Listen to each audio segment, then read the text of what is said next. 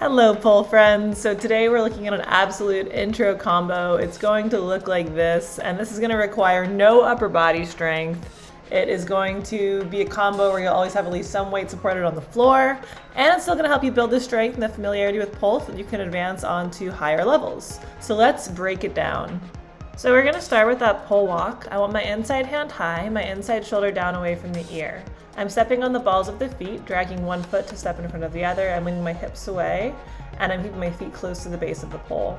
If that inside hand ever slides down, we're no longer really going to be working that inside arm, so go ahead and bring it back up. This is a great one to get comfortable putting your weight on the pole, so really think about leaning away as you go through these pole walks. I also want to make sure that that hand is rotating with me as I walk around. So the arm is never wrapping around the pole. I'm constantly feeling the pole kind of rotate within my hand. That's going to help with dynamic movements and spins later on. And I know this might seem kind of rudimentary early on, but it's really going to help you build that strong foundation that's going to make other tricks and other moves so much easier later on. So next we've got our around the world. For this, I'm going to start a little bit behind the pole. My inside hand is high. I'm stepping on the ball of that inside foot. My outside leg is going to come all the way around. Now from another angle, you can see I'm starting a bit behind the pole here. I'm going to reach my inside arm high, pull that shoulder down away from the ear. I step on the ball of that inside foot, and that outside foot is going to come all the way around the pole, and that weight transfer happens when the feet almost touch. So once that outside foot almost touches the inside foot's going to pick up to step behind. So a couple of common mistakes I see with this one. The first is people not stepping all the way around the pole. So again, just try to get your feet to kind of touch before you do that weight transfer. The second most common mistake is people trying to step around with the inside foot. So that's a different move. Just remember, for the around the world, we're stepping around the pole with the outside foot. And now for the corrected version, I'm going to bring that inside foot nice and close to the base of the pole. And again, I'm going to bring the outside leg all the way around. Those feet almost touch. I don't cut myself short. And that is the around the world spin. Next, we're going to look at a pole pirouette, which if you're not familiar is the one that looks like this. Let's break this down. So when first starting this one, I like to start everyone with just the hands. So I come behind the pole. I'm going to bring my right hand high to start. I want the back of the wrist on the pole, a little bit higher than the face, other palm low. Make sure the hands are at a nice comfortable distance apart. If they're too close or too far, it's not going to work. Especially too low, you're going to be playing limbo with yourself. So once you find that kind of sweet spot with the hands, you're going to think about walking in place as you roll under that wrist and then turn into the right palm, starting and stopping facing the pole. You can do this with just the hands as many times as you'd like to feel nice and comfortable.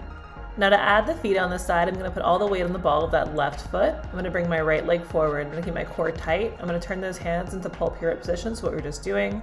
All the weight on the ball of that left foot, right leg's going to circle around, ending with the right leg crossed in front of the left. And here it is again. Note that the more you whip that right leg around, the more you push away with those hands, the more momentum you'll get on the spin. One more option to make it a little bit more challenging is going to be to bring that right leg up into a passe position, so right foot towards the left knee as you come around, ending the same way. So now for some common mistakes. First one I alluded to earlier, and that is no limbo. This comes because the top arm is too low and you have to kind of like arch your back under the arm. Do not play limbo with yourself. The next most common mistake is not removing that bottom hand as you come around, so make sure you push with both hands. Bottom hand comes off and your body's like a 180 from the pole to finish the spin. And this next one is not a huge deal, but sometimes people are trying to do the full pole pirouette with weight on one foot, and they end up kind of like switching the weight between the feet mid-spin anyway. So if you are trying to do the full spin, just make sure you keep the weight on that one foot the whole time. And probably the most common mistake I see is people having their hand on the wrong side of the pole. So notice how the front of my wrist is on the pole and the palm is towards the pole. We never want that. We always want the back of the wrist on the pole, thumb always down. So that palm is always open, like if you were to take your wrist off of the pole, you'd be giving somebody a high five. So whatever you need to remember that, just keep that palm open. And so to put it all together, you can say I have the weight on one foot, other leg circles around, I'm rolling over that wrist, bottom arm's coming off, and that is your pole pirouette.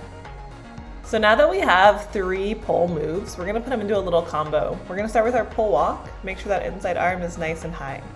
We're taking 4 steps, but on the 3rd step, we're going to pivot and step behind ourselves, so we're setting ourselves up for that pole pirouette. From there, we're just going to take that top hand, turn it palm open, and then we're going to add that pole pirouette there. I'll end with my right leg crossed in front of my left, and from there, I'm just going to take a little step on that right foot and add that around the world spin. And bam, that is your first pole combo. This is what we learn in almost all of my introductory classes. So if you followed along, congratulations, you now have your first pole combo. I'll go ahead and show it again a couple of times. Again, we're going pole walk, pole pirouette, and around the world. And I love this combo because it works so nicely as a flow on its own, but it also just really helps build the strength and the familiarity with pole so that you can keep adding other spins and you can keep learning. If movement is brand new to you, definitely feel free to stay at this kind of level for as long as you need. Everyone comes from a different place, so don't rush your journey and don't compare yourself to anybody else. Thank you for watching and happy training. Hope you have a great rest of the day.